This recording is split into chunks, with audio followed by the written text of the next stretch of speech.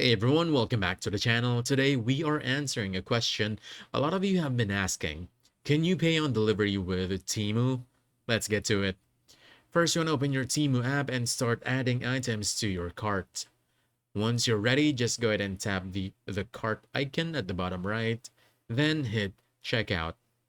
Now scroll down a bit to the payment method section, and here you'll usually see options like credit or debit card, PayPal, and sometimes cash on delivery.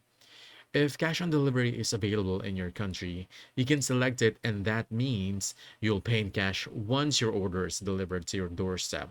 Super convenient, right? But here's the catch: cash on delivery isn't available everywhere. For example, it's supported in the Philippines, but if you're in places that don't support cash on delivery, you won't see the option at all. So the bottom line is, if you're in a supported country, just select cash on delivery, hit submit order, and you're good to go. That's it.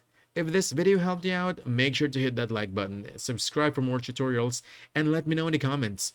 Does cash on delivery show up for you in your team account?